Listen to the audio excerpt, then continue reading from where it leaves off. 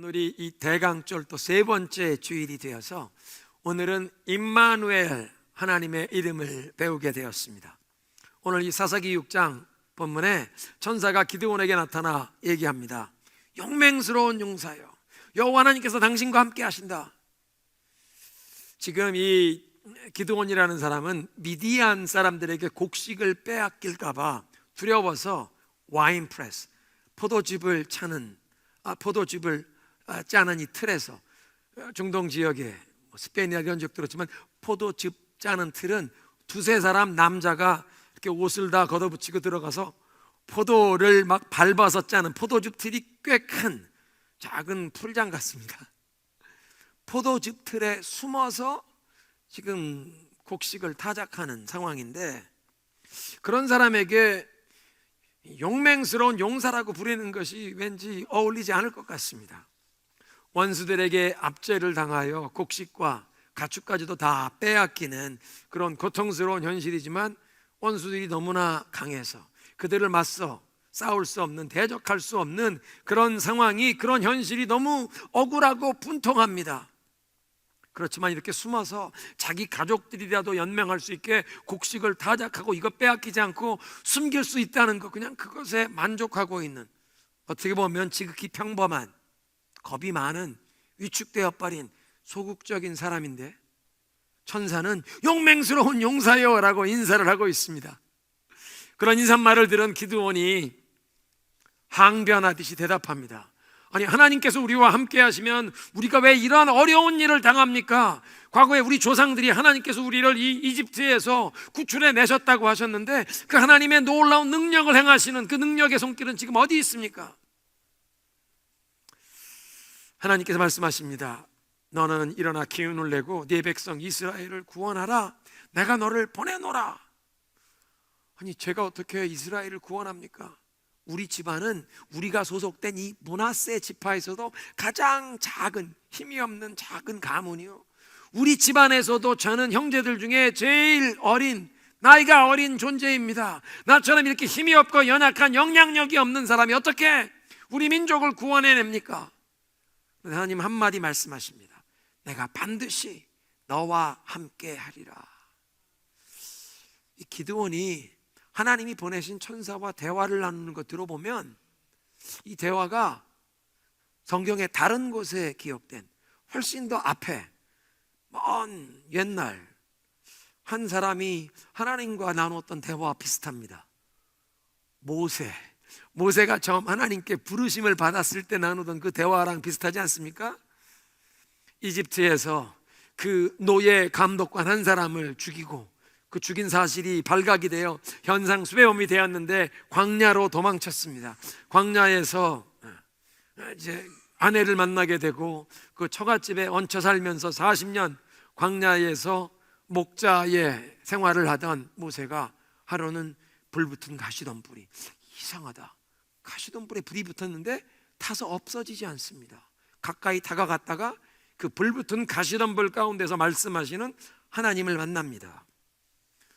출애굽기 3장에 내가 애굽에 있는 내 백성의 고통을 분명히 보고 그들의 부르짖음을 보았고, 그래서 그 근심을 알고 이제 내가 내려가서 그들을 구원하여 내서 그들을 젖과 꿀이 흐르는 그 약속의 땅으로 인도하기를 원하느니라. 모세야, 그러므로 내가 너를 보내노니 너는 애굽의 왕 바로 앞에 가라. 모세가 하나님께 대답을 합니다. 내가 누구이길래 애굽의 왕 바로 앞에 감히 나아갑니까? 저는 이 시골 총구석에서 40년간 광야에 숨어 지낸 범죄자입니다. 시골 총구석의 양치기입니다. 천하에 감히 누가 대적할 수 없는 그 이집트 초강대국의 황제, 그 바로 앞에 제가 어떻게 나아갑니까? 그 이집트의 왕 바로가 얼마나 엄청난 힘과 권력을 있는지 모세는 누구보다 잘 압니다. 왜냐하면 인생의 첫 40년을 그 바로의 딸, 공주의 아들로, 입양이 된 아들로 궁중에서 자라면서 궁중 교육을 받았습니다. 그 애굽의 황실의 그 힘과 부, 모든 것을 누구보다 잘 알고 있는 사람입니다. 하나님, 저 같은 사람이 어떻게 그 막강한 초강대국 애굽의 황제 앞에 감히 나섭니까? 그런데 하나님이 한 말씀하십니다. 내가 반드시 너와 함께 하리라. 오늘 사사기 6장 본문에 기드온이나 아니면 출애굽기 3장에 하나님의 부르심을 받은 모세나 인간적으로 따져보면 전혀 불가능해 보이는 엄청난 일을 하나님께서 맡기시는데, 그래서 그렇게 부르시는 하나님 앞에 하나님, 나는 연약하고 보잘것없어서 이런 엄청난 일을 감당할 수 없습니다, 나는 못합니다 라고 답변하는데, 하나님께서 그들에게 주시는 말씀은 내가 너와 함께 하리라 한마디였습니다. 상식적으로 불가능해 보이는 엄청난 사명을 맡기시면서 내가 너와 함께 하리라는 그 하나님의 약속을 받았던 또 하나의 인물이 있는데, 모세의 후계자였던 여호수아였습니다. 여호수아 1장에 보면 하나님 말씀하십니다. 내 종 모세가 죽었고 이제 여호수아야, 네가 일어나서 이 하나님의 백성들을 데리고 이 요단강을 건너 그 약속의 땅에 데리고 들어가라. 내가 너와 함께 하리라. 놀라지 말라, 두려워 말라, 강하고 담대하라. 내가 반드시 너와 함께 하리라. 내가 어디로 가든지 내가 너와 함께 하리라. 하나님께서 여호수아에게 명하시는 이 일, 여호수아는 자기가 도저히 감당할 수 없는 엄청난 일이라는 걸 알았습니다. 모세가 누구입니까? 그 엄청난 막강한 애굽을 통치하던 황제 바로도 모세가 하나님이 주신 그 권능의 지팡이를 가지고 10가지 기적, 10가지 재앙이 그 나라에 임하는 것 보고 그 애굽의 황제 바로도 모세 앞에 항복하고 손들었던 인물입니다.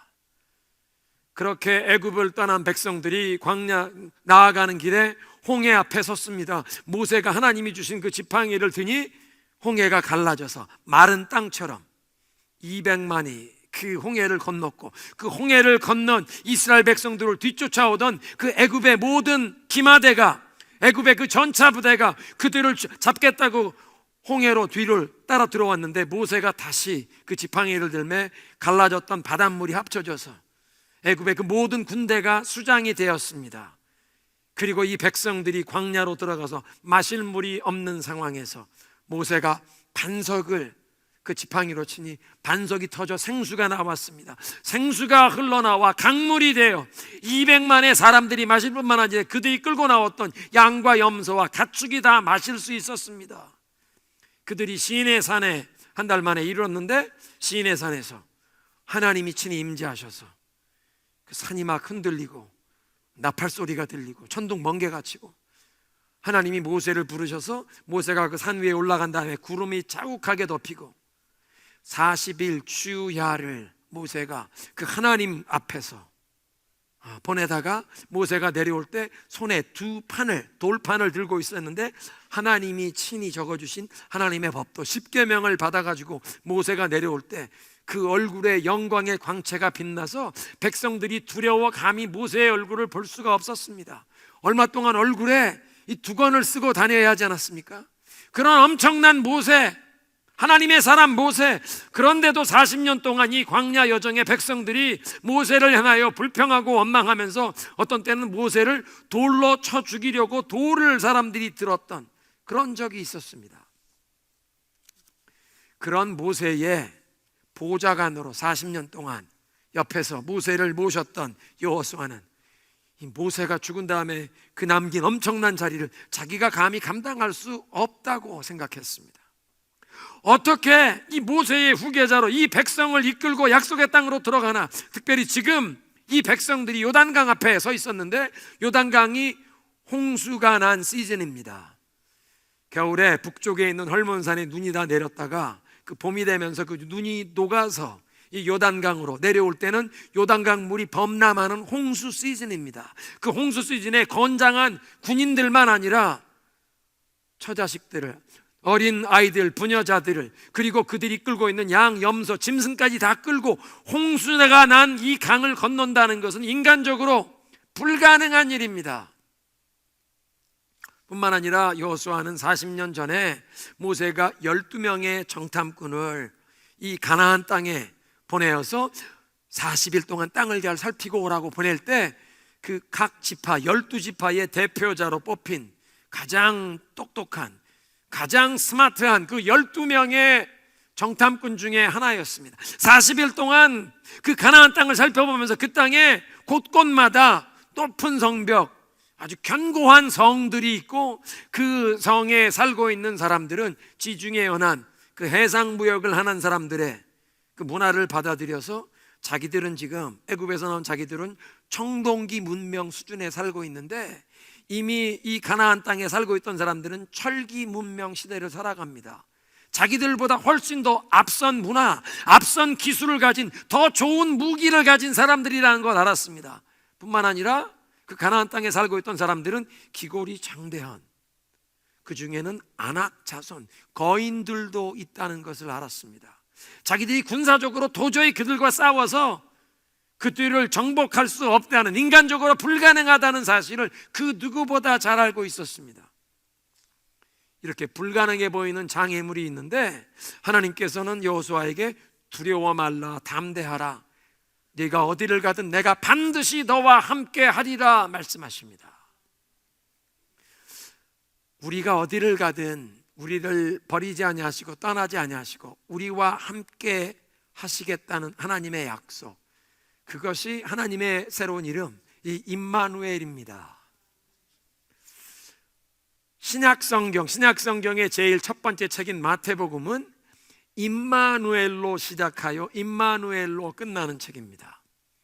오늘 예배의 부름이었던 마태복음 1장 23절, 처녀가 잉태하여 아들을 낳으리니 그 아이의 이름을 임마누엘이라 하리라. 이것을 번역하면 하나님이 우리와 함께 계시다는 뜻입니다. 예수 그리스도의 탄생이 임마누엘이라는 이 하나님의 약속을 성취한 것이라고 선포하며 시작되는 마태복음의 말씀은 임마누엘의 약속으로 결론을 맺습니다. 마태복음 마지막 28장 마지막 세 구절, 하늘과 땅의 모든 권세가 내게 주어졌으니 그러므로 너희는 가서 모든 민족으로 제자를 삼아 아버지와 아들과 성령의 이름으로 세례를 베풀고 그들에게 내가 너희에게 분부한 모든 것을 가르쳐 지키게 하라. 볼지어다 내가 세상 끝날까지 너희와 항상 함께 있으리라. 임마누엘. 마태복음 28장에 이 예수님께서 지상 대위임령을 제자들에게 주셨을 때 이것은 그들에게는 인간적으로는 불가능한 일이었습니다. 그 명령을 처음 받았던 이 제자들은 갈릴리 출신의 시골뜨기였고 많은 사람들이 어부 출신이었기 때문에 별로 교육 수준이 높은 사람들이 없었습니다. 거기에다가 시대적으로는 로마 제국이 지중해 연안 천하를 다스리던 시대인데 주님의 명령을 받은 이 사람들은 로마 제국에 정복당한 식민 통치를 당하던 유대 나라 사람들이었기 때문에 로마 제국 안에서도 어디에 가서도 인정받을 수 있는 그런 사람들이 아닙니다. 보잘것없는 오합지졸과 같은 존재들인데 그런 사람들에게 가서 모든 민족에게 복음을 전하고 제자를 삼으라. 인간적인 조건을 따져보면 불가능한 일인데 예수님께서는 약속하시기를 보라, 내가 세상 끝날까지 너희와 항상 함께 있으리라. 임마누엘의 약속을 주십니다. 우리를 떠나지 아니하시고 항상 세상 끝날까지 우리와 함께 하신다는 그 임마누엘의 약속이 우리에게 어떤 축복이 됩니까? 이 미디안에 압제하는 미디안의 손에서 백성을 구원하라는 사명을 받았던 기드온이나 아니면 이집트에서 지금 노예 생활하는 민족을 구원하라는 사명을 받았던 모세나 그 모세의 후계자가 되어 이제 이 백성들을 데리고 불가능해 보이는 홍수물이 범람하는 요단강을 넘어 이 약속의 땅으로 인도하여 들어가라는 그런 사명을 받았던 여호수아, 그리고 세계 모든 민족을 제자 삼으라는 그 명령을 받았던 제자들을 보면 임마누엘이란 우리처럼 연약하고 부족한 사람들에게 불가능해 보이는 일을 하나님께서 함께 하셔서 하나님의 힘과 능력이 되어 주셔서 그 모든 불가능이 가능해지게 하신다. 특별히 하나님께서 맡기시는 사명을 감당코자 하는 자들에겐 주님께서 함께 하셔서 불가능이 가능해지는 기적을 경험하게 하신다는 뜻입니다. 임마누엘 그 하나님의 이름이 우리에게 주시는 약속, 첫 번째, 임마누엘 하나님께서는요 연약한 자들을 들어 쓰시길 기뻐하십니다. 한번 따라합니다. 연약한 자를 들어 쓰신다. 첫 번째 성탄절에 예수님 나신 그 온 세상에 구세주가 탄생하신 그 기쁜 소식을 처음 전해 듣고 그걸 많은 사람들에게 알리도록 하나님께 택하심을 받은 사람들이 누구였습니까? 누가복음 2장을 보니까 베들레헴 동구 밖에 들판에 살면서 밤중에도 타운 안에 집으로 들어갈 수 있는 사람들이 아니라 그냥 그 들판에 살면서 밤에도 양떼들을 돌보아야 했던 목자들이었습니다. 목자들은 그 당시 사회에서는 사회의 최하층, 가장 천대받던 하층민입니다. 가족들과 함께 어떤 타운에 살 수 있는 것도 아니고 이 양떼들을 데리고 좋은 목초지가 있는 곳 떠돌아다니면서 밤에도 맹수로부터 그냥 이 양떼를 돌보아야 하는 정말 가장 어려운 3D 잡 중에서도 제일 고달픈 직업입니다.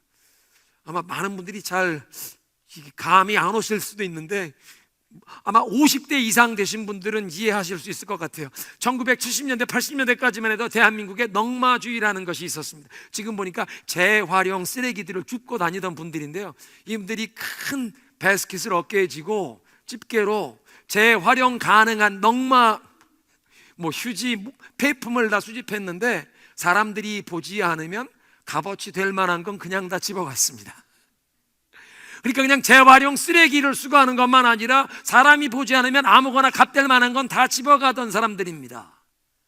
그러니까 평판이 좋지 않았습니다. 더러운 일을 한다고 그냥 사람들이 천대하는 것만 아니라 정직하지 못한 사람들이라고 좋지 않게 보는 것입니다. 목자들이 2000년 전 이스라엘 사회에선 딱 그런 사람들입니다. 저 사람들은 정직한 사람들이 아니다. 그 사람들의 말은 믿을 수가 없다. 그래서 어떤 범죄 사건이 일어나는데 유일한 목격자가 목자들이면 목자들은 재판하는 법정에서 증인으로 채택도 될 수 없었던 사람들입니다. 사회에 가장 천대받는, 무시받는 열악한 사람들인데 하나님께서 구세주를 보내어 주셨다. 인류의 구원자가 탄생하셨다는 소식을 제일 먼저 듣고 그걸 여러 사람에게 전하는 이 복된 소식의 전달자로 택함을 받습니다. 연약하고 부족한 사람들에게 무시당하는 사람들인데 하나님이 이들을 택하셨다는 것입니다. 그 누가복음 2장에 이렇게 사람들에게 무시당하는 가장 천대받는 연약한 사람들이었던 목자들이 예수 그리스도의 나신 소식을 전해드린 그 상황, 밤중이었습니다. 예배당 안에, 성전도 아니고 밖에 들판이었습니다. 그런데 하나님께서 쓰시기 원하시면 우리가 어떤 상황에 있던, 어떤 시간, 어떤 장소, 어떤 처지에 있던 은혜의 하나님께서는 우리에게 찾아오시는 줄로 믿습니다. 사람들에게 천대받고 무시당하던 목자들, 동구 밖에 밤중에도 양떼들을 돌봐야 하던 사람들이 첫 성탄에 예수 그리스도의 나신 소식을 제일 먼저 전해 듣고 사람들에게 알리도록 하나님의 택하심을 받았다. 기드온도 자기가 말한 대로 연약한 사람이었습니다. 그 므낫세 지파 안에서도 우리 가문이 제일 힘이 없는 가문, 우리 집안에서도, 우리 아버지의 집에서도 내가 제일 막내, 아무런 힘이나 영향력이 없는데 제가 어떻게 쓰임 받습니까? 그런데 하나님께서는 가장 가능성이 적고 불가능해 보이는 채널을 사용하셔서 놀라운 일을 행하심으로 하나님이 모든 영광을 받으시기를 기뻐하시는 줄로 믿습니다. 가장 실현 가능성이 없어 보이는 most unlikely candidate, 가장 가능성이 없어 보이는 사람을 하나님은 채널로 사용하셔서 그런 사람을 통해 놀라운 일을 행하시면 하나님이 모든 크레딧을 다 받으시는, 하나님이 모든 영광을 받으시기를 기뻐하시는 줄로 믿습니다. 고린도전서 1장 27절 우리말 성경은 이렇게 번역합니다. 그러나 하나님께서는 지혜로운 사람들을 부끄럽게 하시려고 세상의 어리석은 것들을 택하셨고 강한 것들을 부끄럽게 하시려고 세상의 약한 것들을 택하십니다. 그래서 어떤 사람이라도 하나님 앞에 자랑하지 못하게 하시는 것입니다. 하나님은 약하고 부족한 자를 들어 쓰시기를 기뻐하십니다.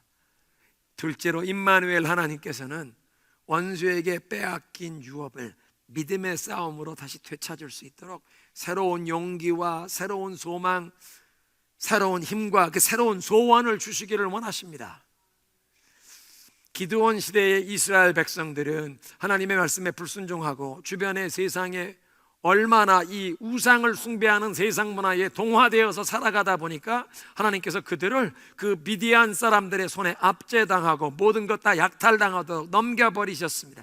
7년 동안 이 미디안 사람들에게 모든 것을 다 빼앗기고 압제당하는 고통스러운 그런 하나님이 징계하시는 시간을 살았습니다.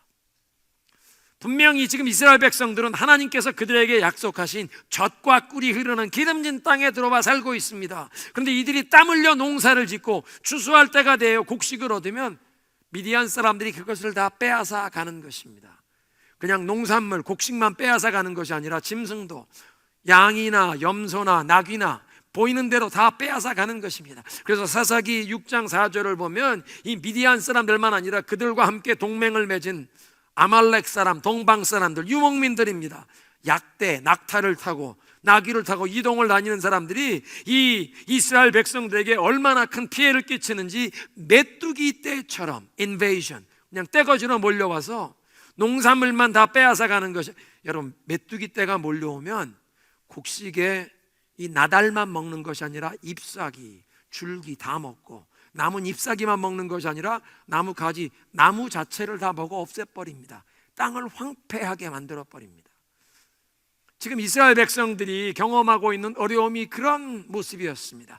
하나님이 그들에게 유업으로 주신 약속의 땅에서 이들이 땀 흘려 열심히 수고하는데 그들의 수고의 열매가 다 날아가는 것입니다. 다른 사람들이 다 취하는 것입니다. 사랑하는 성도 여러분, 혹시 여러분의 삶에 이런 상황이시지 않습니까? 열심히 땀 흘려 수고하지만 그 수고의 열매에 다른 사람이 다 가져가 버리고 막상 우리 가족, 우리 자녀들이 이거 누려야 할 것이 남지 않는, 우리는 궁핍한 어려움을 경험하는 그런 상황이 되십니까?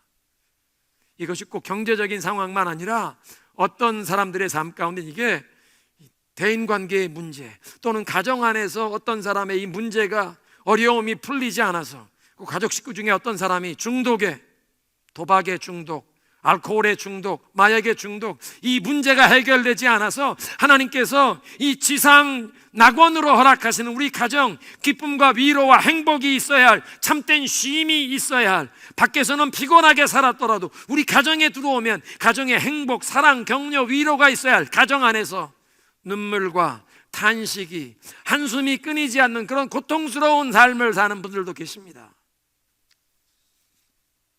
교회 생활의 어려움을 경험하기도 하는데 어떤 일에 상처를 받고 시험에 빠져서 영적인 침체에서 헤어나오지 못하는 경우가 있습니다.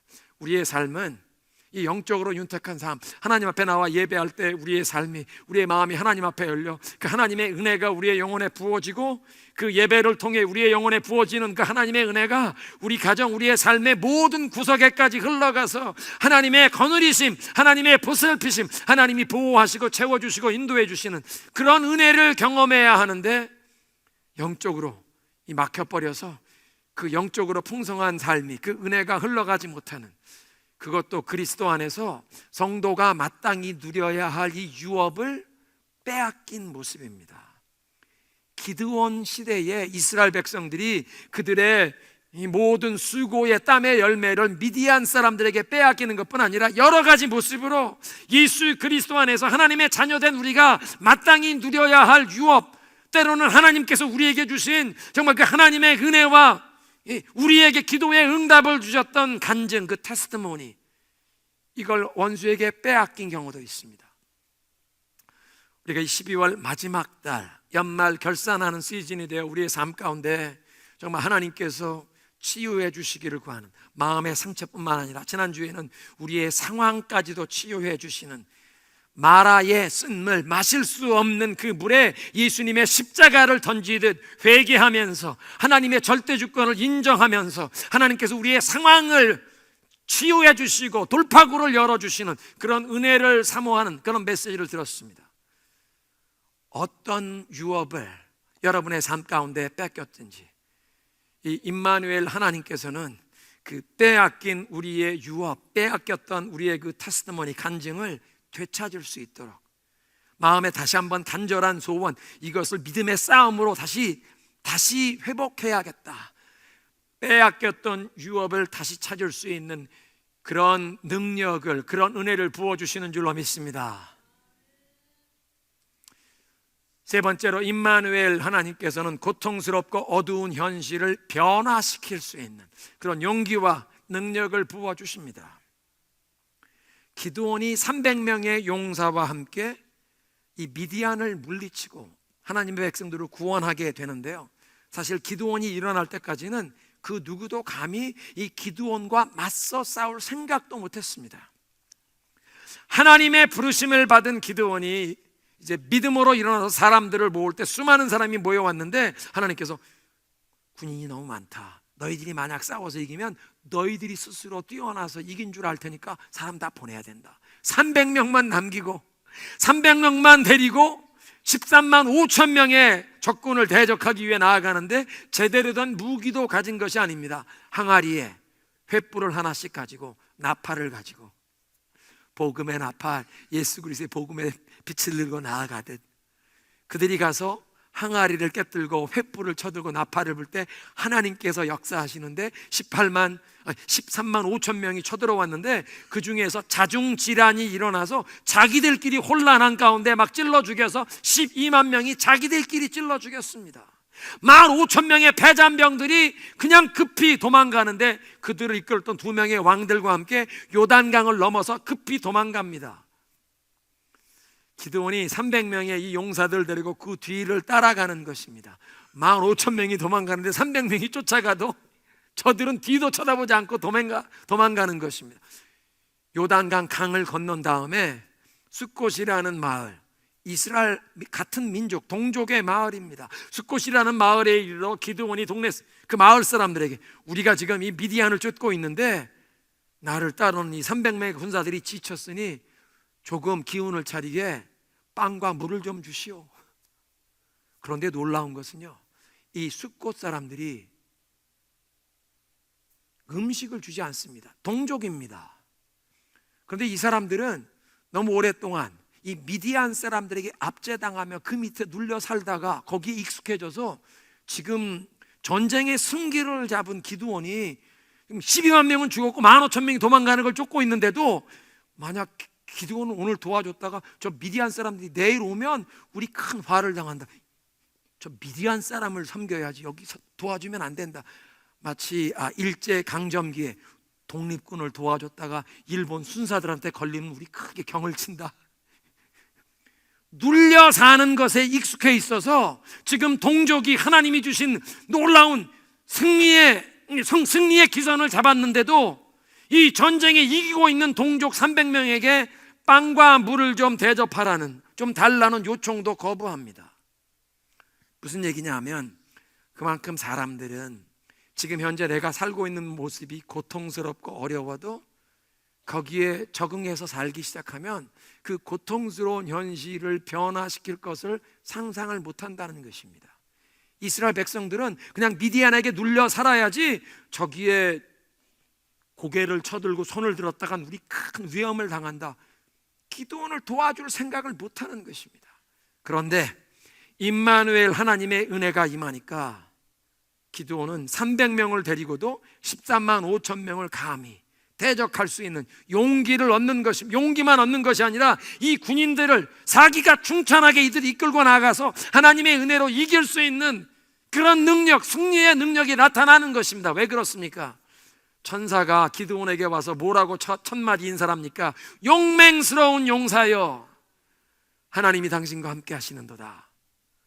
포도즙 틀에 숨어서 빼앗기지 않게 숨어서 밀타작 조금만 해서 감추려고 하는, 누가 보면 겁쟁이 같은 사람인데 하나님이 용맹스러운 용사요, 새로운 이름으로 불러주십니다. 너의 정체성, 너의 자의식은 이제 용맹스러운 용사다. 너는 비겁한 겁쟁이가 아니라 너는 용맹스러운 용사다. 이것이 하나님이 너에게 주시는 New Destiny, 내가 받들어 살아야 할, 하나님이 너에게 주는 이게 새로운 소명이다, 내 인생에 나아갈 길이다, 너에게 주시는 비전이다. 이 비전을 내가 감당할 수 있도록 하나님이 너와 함께 하시고 능력을 부어 주신다. 임마누엘, 어둡고 어려운 현실을 변화시킬 수 있는 꿈을 꾸게 하시고, 꿈을 꾸는 것만 아니라 그 변화를 가져올 수 있는 능력을 임마누엘 하나님이 부어주시는 줄로 믿습니다. 다른 사람들은 그냥 이 고통스러운 현실을 비굴하게 받아들이고 길들여진 모습으로 살아가려고 하는데, 임마누엘 하나님이 임하시면 이 고통스러운 어두운 현실을 변화시킬 수 있는 새로운 꿈을 품게 하시고, 새로운 비전을 품게 하시고, 그것이 마음속에 불타올라 하나님이 함께 하셔서 그 고통스러운 현실을 변화시키게 하시는 줄로 믿습니다. 마지막으로 임마누엘 하나님께서는 어떤 고통스러운 상황에도 절망하지 않고 그 모든 고통과 실망과 슬픔을 이겨내게 하시는 줄로 믿습니다. 우리가 인생의 여정에서 예기치 못했던 어떤 셋백, 실망스러운 일을 경험할 수 있고, 어떤 사람들은 낙심하고 절망하고 그냥 그 자리에 쓰러지기도 하지만, 하나님께서는, 임마누엘 하나님께서는 우리와 함께 하시면서 위로하시고 격려하시고 새로운 꿈과 소망을, 새로운 용기를, 힘을 주시기를 원하십니다. 요한복음 11장에 보니까 예수님께 어떤 사람이 급한 전가를 전합니다. 베다니에 주님께서 사랑하시는 제자 나사로가 병들어 죽어갑니다. 그 두 누이 동생 마리아와 마르다가 예수님 빨리 와 주십사 사람을 보냈습니다. 그 소식을 전해들은 예수님께서 계시던 곳에서 이틀을 더 머무신 뒤에 그 다음에 베다니 마을로 이동을 하십니다. 최소한, 아마 거리가 꽤 있었던 것 같아요. 최소한 하루 길은 되었던 것 같습니다. 왜냐하면 예수님께서 베다니 마을에 도착해 보니까 나사로가 죽은 지 이미 나흘이 되었습니다. 그리고 사랑하는 오라버니의 죽음이 가져온 그 슬픔과 고통에 휘말려 있던 마르다와 마리아가 예수님을 만나자마자 그들의 입에서 하는 첫마디 말씀, 주여, 주께서 여기 계셨더라면 우리 오라버니가 죽지 않았을 겁니다. 처음엔 마르다가 예수님을 환영하며 주께서 여기 계셨으면 우리 오라버니가 죽지 않았을 겁니다. 마리아는 어딨냐? 마리아도 예수님 만나자마자 첫 하는 말이, 주께서 여기 계셨으면 우리 오빠가 죽지 않았을 겁니다. 이게 무슨 얘기입니까? 왜 좀 더 빨리 오지 않으셨어요? 왜 좀 더 빨리 오지 않으셨느냐는 어떻게 보면 투정이 섞인 아쉬움을 표현하고 있는 겁니다. 그런데 예수님께서 그들에게 뭐라고 대답하십니까? 나는 부활이요 생명이니 나를 믿는 자는 죽어도 살겠고 모두 살아서 나를 믿는 자는 영원히 죽지 아니하리니 이것을 네가 믿느냐? 그렇게 말씀만 하신 것이 아니라 나사로를 어디 두었느냐? 나사로를 매장한 무덤 앞에 가서 돌을 치워놓으라. 그리고 그 돌을 향해 예수님이 큰 소리를 외치십니다. 나사로야 나오너라. 예수님이 외치시니 온 몸을 수위로 싼 채로 나사로가 나옵니다. 죽은 지 나흘이 돼요. 처음 예수님께서 저 돌을 옮겨 놓으라 그럴 때 그 큰언니 마르다가 뭐라고 합니까? 주여, 이미 죽은 지 나흘이나 되어 시신이 부패하는 냄새가 나나이다.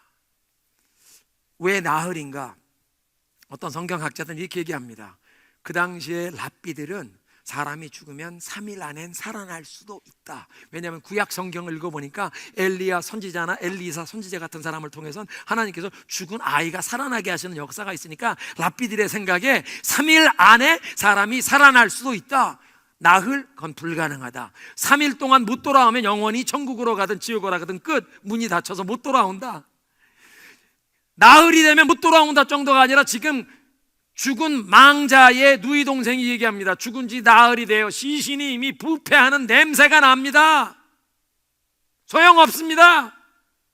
그런데 예수님 뭐라고 말씀하십니까? 나는 부활이요 생명이니 나를 믿는 자는 죽어도 살겠고 살아서 나를 믿는 자는 영원히 죽지 아니하리라. 말씀만 하신 것이 아니라 죽은 지 나흘이나 되어 그 시신이 썩어간다고 가족들이, 유가족들이 얘기하던 그 사람을 불러내어 주님께서 생명의 주인이 되심을 보여주신 줄로 믿습니다.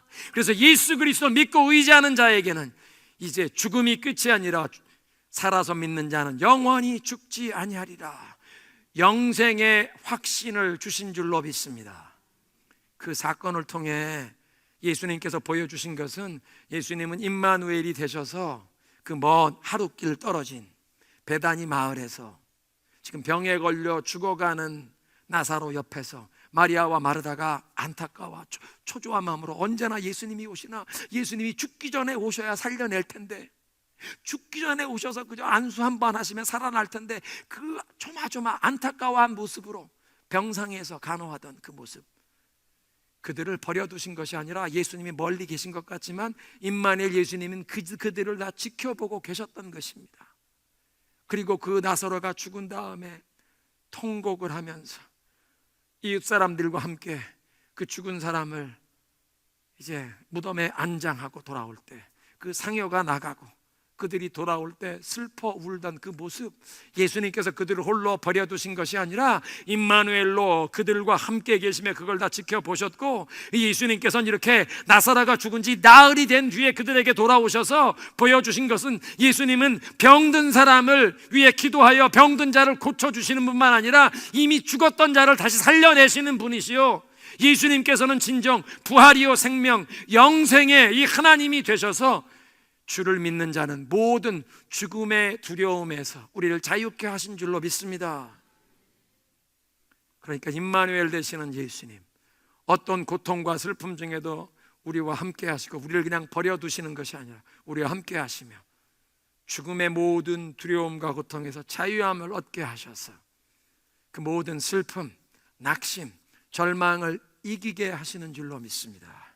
오늘의 메시지를 정리하겠습니다.